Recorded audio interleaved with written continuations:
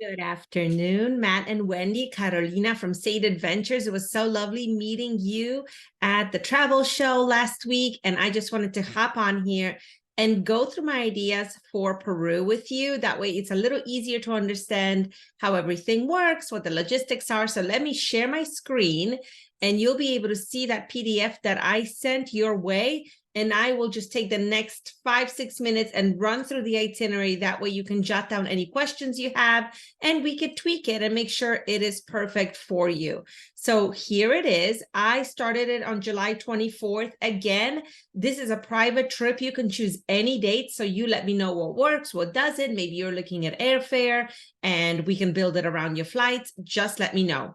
Once you arrive in Lima, there'll be a State Adventure sign with your names on it, and we will take you with a private guide, private driver in your own car to your hotel. For this itinerary, I chose Hotel B. This is a really great boutique hotel. It is in the Barranco neighborhood. It's a really artsy, filled with galleries type of colorful neighborhood, right next to Miraflores. So everything is kind of within the areas that we're going to be touring. And it is absolutely stunning. Every room is different. The main halls are like galleries where local artists hang their art. There's a great rooftop bar. There's a great restaurant. So it's a great place to start your expedition in Lima. And Lima is known for its food, known for the best restaurant in the world. So the way we tour Lima is a combination of seeing the highlights, seeing all the places that are on the bucket list to be seen in Lima, like the Larco Museum, the main square, the cathedral. All of those things will be visited, but we do it a little differently where we combine it with a tasting tour. So you will be going to the local ruins, but we'll also have snacks there. We will be going to the ocean front, but we're going to taste pisco sours there, and so on and so on. That way you really get a taste of Lima like a local. And then we'll have lunch inside the museum as well, which is a lot of fun. So that is going to be Lima before we head off to the Amazon. So the reason I include Amazon before Machu Picchu is because Amazon is at sea level, so is Lima. So you're continuously being, at sea level before you head off into the mountains and into the altitude. So it just makes it easier on the body to take advantage of all of the sea level activities first. So it's going to be a flight to Puerto Maldonado. It's a nonstop flight from Lima. And there we're going to pick you up with our team from the lodge. So the lodge is Reserva Amazonica. This is the best Amazon lodge in all of the Amazon. There is no better lodge in the jungle. And that being Peru, Ecuador, Brazil, Bolivia. This one really is the best. They are fantastic. It's a Peruvian chain that has about 5 properties throughout the country, but they do such a great job. The cabins are so beautiful. They even use a specific plant all around the cabins that prevents bugs from being inside, which is crazy. But they will take care of you for the next 3 days. So all of the transportation, all of the excursions, all of the meals are done by Reserva Amazonica. And so it can be fluid. I put on some of the activities that are available in the Amazon. But of course, if it's raining that morning, we might not go on a hike. We might go in a boat or go on a covered place where we watch the birds at the clay lake. So lots of different activities, all based on the weather, the water levels, and the activities in the jungle of the wildlife. So really fun. I have been to the Amazon many, many times. It's one of my favorite places. I try to go at least once a year to some kind of rainforest. And the activities are so wonderful because it's not just about the wildlife, it's about the forest itself and everything that it holds. So you will have such a wonderful time there. Of course, in Peru, we also have Amazon cruises. So if being in one lodge in one place does not appeal to you, we can also look at cruises where you're going down the Amazon River, doing excursions in the forest, on the river, and continuously moving. That's also a fun thing. I just did that in February, so we can discuss cruises as well. Now, July 28th, you're going to fly from Puerto Maldonado to Cusco. This is our first high altitude. So what I do is take you away from Cusco down into the Sacred Valley. That brings us down 2,000 feet huge difference on the body, really helps you acclimate. And of course, we're going to see some sites along the way. We're going to go to the Chinchero community, which is an indigenous community. They are known for weaving. We're going to go to Maras Morai, which is this salt mines of the Incas, which are still being mined by local communities. So it's really beautiful and stunning for photography purposes, but we're not doing a lot of walking. We're not doing anything strenuous today because we are acclimating. And I'm also going to take you to Iskay Maras. Iskay Maras is a farm-to-table, by reservation only restaurant. It's great. It's like visiting somebody that lives in the Sacred Valley and opening their door to you, but it's fine dining. So it's a great welcome to the Andes. And then you're going to stay at the Inca Terra Hacienda Urubamba. You will notice Inca Terra, same name as the one in the Amazon because it's the same family company. But what they do here is they take this building and they really make it feel like you're in Peru. They use local weavings, local wood carvings. They have a great location overlooking the Andes. So you wake up and you know that you are in Peru. I have prearranged dinners at this hotel because you're in the countryside. There is nowhere to walk to have dinner. So it's nice to have a nice meal arranged for the evening. The next day, we're going to continue our 48 hours in the Andes so we can acclimate before going to Machu Picchu. And Sacred Valley is a hub for markets, indigenous communities, lots and lots of Inca sites and ruins. So we're going to tackle some today, like Ollantaytambo is the largest complex of ruins in the Sacred Valley. It also is a thriving village.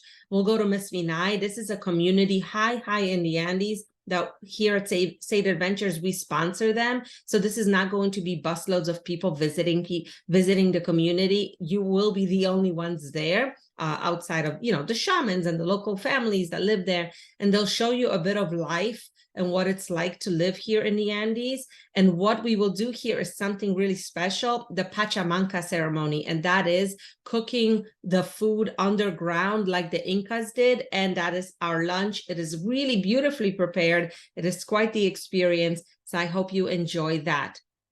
And now day 8, we have acclimated. We've been here 48 hours in the high altitude. So we are ready to go and hike Machu Picchu. And when I say hike, I don't mean doing the Inca Trail. We will be taking a beautiful train ride with a glass dome ceiling, arriving at the village. And I do a little bit different because like 500 people get off this train. So instead of following the crowds, trying to find your hotel, we have a guide and a porter waiting for you at the station, and the porter will take your stuff to the hotel and the guide will take you directly to the ruins. So there's no craziness and no chaos that morning, and we head straight to the point of this day, the ruins, and you will have a proper view and a proper tour and have a nice lunch, and then come back to the village and check into your hotel, which is the Machu Picchu Pueblo, another Inca Terra property. It is gorgeous. It is acres and acres of gardens. It's, the Machu Picchu is at the mouth of the Amazon, so it's very lush here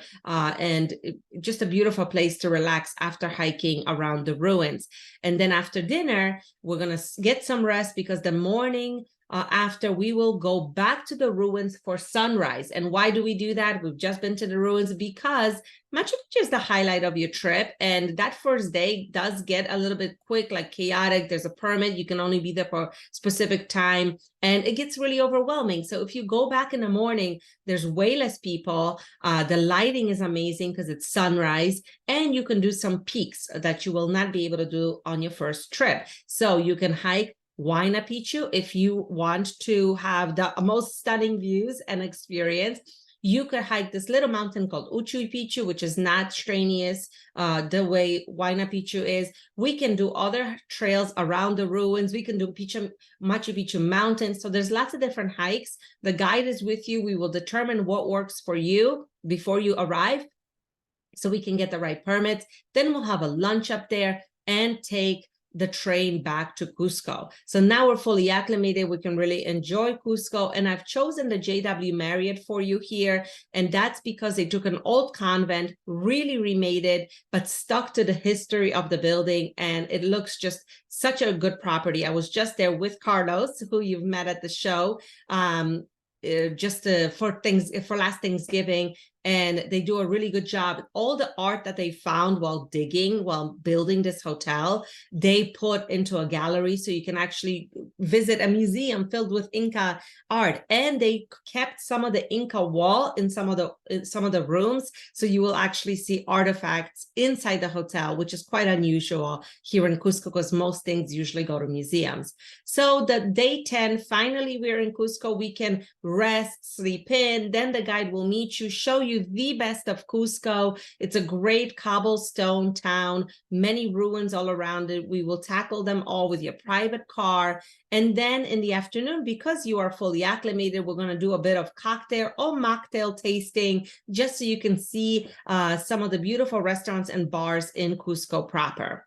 And then we leave Cusco. Day 11, August 2nd, we'll get on a beautiful train ride. This is the Andean Explorer. It is a 9-hour train ride, and that sometimes scares my folks. But let me tell you, after getting up every day for the last 10 days and doing excursions and running around, being on this train, luxury train, where lunches, gourmet lunches served in the dining room, and there's an outdoor bar area, and there's an exposed car, which is, you see this last one, which is completely open with leather couches, and you can just watch this beautiful scenery go by. It is such a nice retreat and a place to just relax and reflect on everything you've seen. I think you will really enjoy it.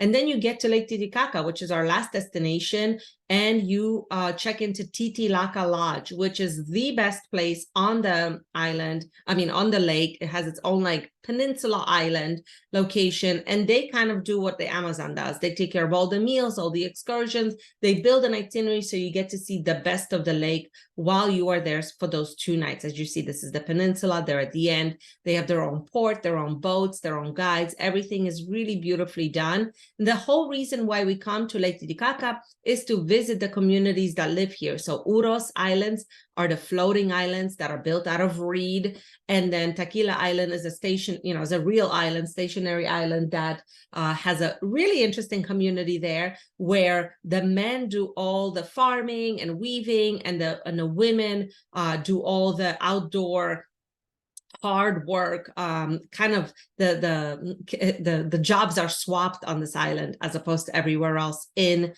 Peru. So fantastic place to explore, completely different from the Incas, because this is a Quechua community.